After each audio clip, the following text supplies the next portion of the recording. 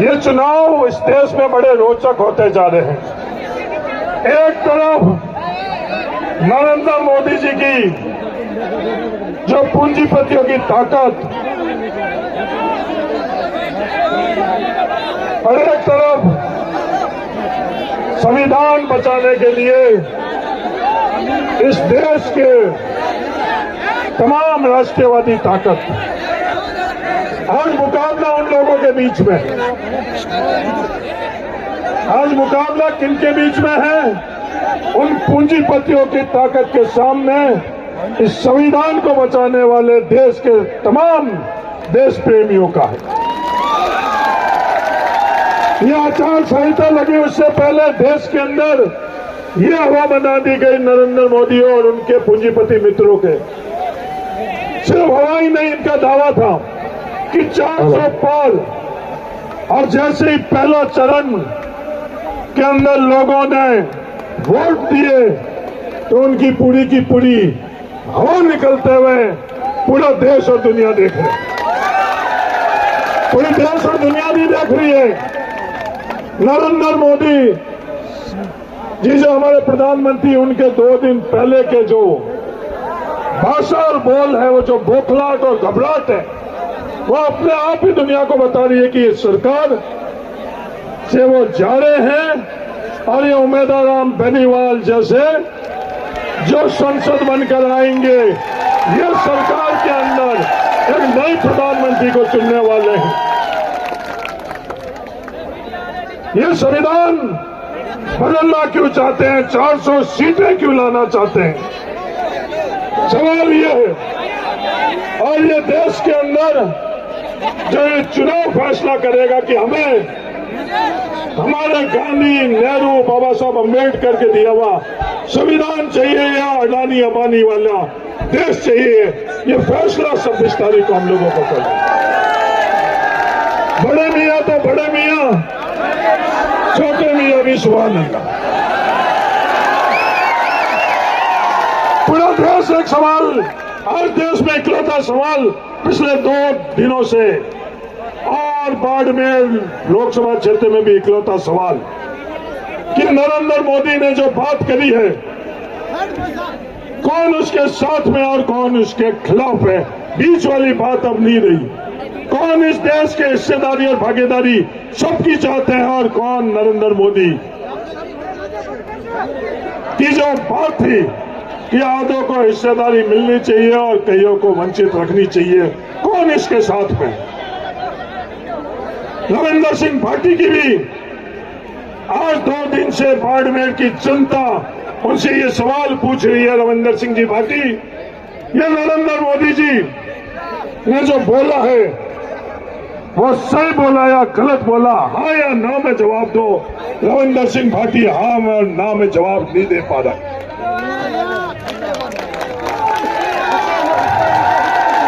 ये हाँ ना में क्यों नहीं जवाब दे पा रहा है? क्योंकि ये उतावला है नरेंद्र मोदी की गोद में कूदने के लिए। क्योंकि नरेंद्र मोदी और आरएसएस, भारतीय जनता पार्टी का खुद का ये प्रायोजित उम्मीदवार है। ये मैं नहीं कह रहा हूं।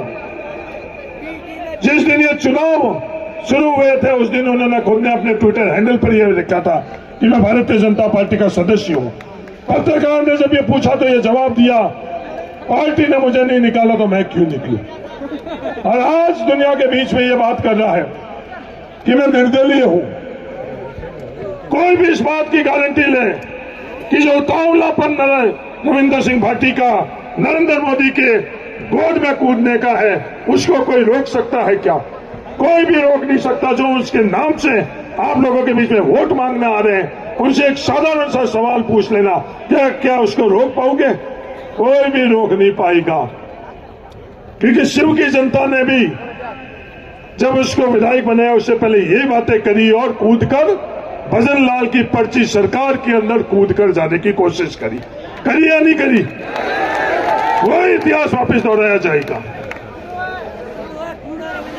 दूसरा एक साधारण सा सवाल, पहला तो ये नरेंद्र मोदी जी का सवाल का उत्तर, क्योंकि अपन लोगों के बीच में आकर बिल्कुल अलग बात करता, गांव के अंदर आकर शहर में वोट लेने के लिए जब जाते हैं, देश में नरेंद्र, क्या नारा था, थार में रविंदर, और यहां आते गिरगिट टोन बदलता है।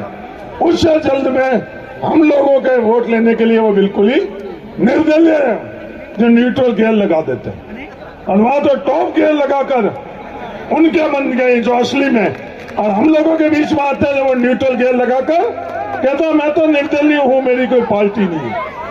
ये फैसला आप लोगों को करना है, फिर वो जवाब नहीं देंगे। हमारे मूल सवाल का आज तक जवाब नहीं दिया, जो 2009 से 2014 तक प्रति व्यक्ति औसतन आय जब मैंने पूछी कि 7 गुना बढ़ी, फिर 10 साल में नरेंद्र मोदी की सरकार में क्या हुआ, क्योंकि उनके पास जवाब नहीं है। वो कम से कम ये तो कर ले, जैसे कैलाश चौधरी ने माफी मांगी कि मेरी गलती की, मोदी को नहीं देना।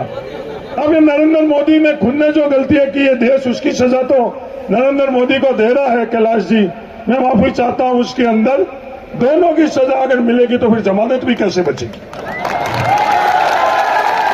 इन्होंने गलती करी, इन्होंने गलती करी, जब दोनों ने से गलतियां करी तो फिर जमानत कैसे बचेगी, बचेगी क्या? क्योंकि एक गलती की एक माफी, 2 गलती की तब तो फिर जमानत से मामला नीचे ही चला जाएगा। ये थाड़ तैयार है या नहीं है?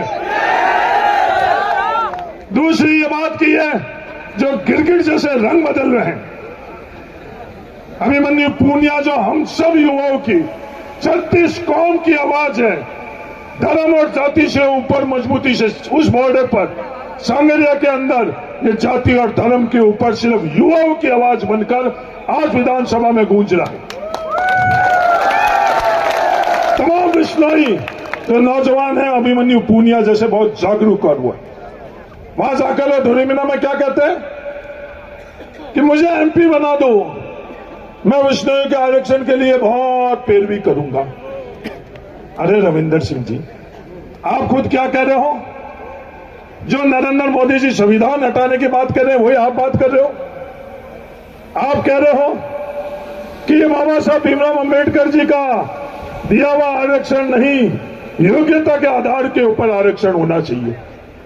क्या बाबा साहब भीमराव अंबेडकर जी का सामाजिक पृष्ठभूमि पर आरक्षण होना चाहिए या आरएसएस का योग्यता के आधार के ऊपर आरक्षण होना चाहिए? ये फैसला 26 तारीख को आप लोगों को करना है। जब ये आरक्षण की खिलाफत करते हैं, फिर जब ओबीसी के अंदर आते हैं, आपने जो मुझे ताकत दी, लोकसभा का सदस्य बनाया तो सिंधी मुसलमानों को ओबीसी के अंदर केंद्र सूची के अंदर लेकर आई थी। कोई उस दिन वादा नहीं किया था। ये गफूर अहमद जी बैठे, हिमाराम जी ने चुनाव लड़ाया, पद्माराम जी साथ में थे, हम लोगों ने वादा नहीं किया था। कोई वोटों के लिए इस तरह की बात किया नहीं कि 2009 के अंदर आप सब लोग नहीं की थी, और फैसला कराकर सिंधी मुसलमानों को केंद्र के अंदर ओबीसी के अंदर लेकर आए। और आज ये बात क्या कर रहे हैं? धर्म को धर्म से झगड़ाना, और ओबीसी के अंदर वर्गीकरण कराएंगे, मूल ओबीसी। अरे रविंदर सिंह जी, ये अभिमन्यु पूनिया जी, हमारे नारायण काका पढ़ाई, ये मूल है या बिना मूल है? आप ये क्या कहना चाहते हो कि विष्णुओं का आरक्षण से बाहर निकालेंगे, दूसरा श्रेणी करेंगे, कलबियों को दूसरी श्रेणी में डालेंगे, सिंधी मुसलमान जो पिछड़े वर्ग में आते हैं उनको दूसरी श्रेणी में डालेंगे, और जाटों को दूसरी श्रेणी में डालेंगे, यादवों को दूसरी श्रेणी में डालेंगे? क्या ये साफ और स्पष्ट ईमानदारी से ये बात क्यों नहीं कह रहे हैं? ये इसका जवाब नहीं देंगे, क्योंकि एक बार तो ये बात करते हैं, दूसरी बार गिरगिट बदल के रंग बदल कर दूसरी बार, तीसरी जो सबसे खुद के बारे में आई, खुद के समाज के बारे में आई, तो आरक्षण योग्यता के आधार पर वो बात नहीं कर रहे हैं। वो बात क्या कर रहे हैं? ईडब्ल्यूएस का आरक्षण के अंदर नियमों में के अंदर सरलीकरण होना चाहिए। हम वोटों की राजनीति नहीं करते, हम सिद्धांत की राजनीति करते हैं। हरीश चौधरी और ये पद्माराम मेघवाल, हेमाराम जी, हम सब तमाम हम सरकार में थे। ईडब्ल्यूएस आरक्षण क्या? राजपूत, ब्राह्मण, महाजन, राजपुरोहित, इन सबका आरक्षण के लिए हमने खिलाफत नहीं करी, हमने उनको दिलाया क्योंकि हम ईमानदारी से चाहते हैं। हम लोग कहते हैं जातिगत जनगणना होने चाहिए, आबादी के अनुपात में सबकी हिस्सेदारी और भागीदारी होनी चाहिए। इसलिए रबारी और गुर्जरों के लिए हमने अलग से आरक्षण की व्यवस्था करी कि हमारे इस बढ़ते हुए राजस्थान और देश के अंदर रबारी, गुर्जर, ये सब भी हमारे साथ बराबर हमारे साथ जाने चाहिए। ये फैसला हम लोगों ने किया। और आज भी वोटों की राजनीति के कारण ये दूरियां पैदा कर रहे हैं। आज भी हम लोग ये कह रहे हैं कि सरलीकरण होना चाहिए। ये सरलीकरण क्या है कि जिसके पास जमीन ज्यादा है, क्योंकि सरलीकरण के रोड में जोड़ है वो ईमानदारी से ये लोग नहीं बता रहे। इसमें दो पक्ष क्या है, एक पक्ष है ब्राह्मणों का और दूसरा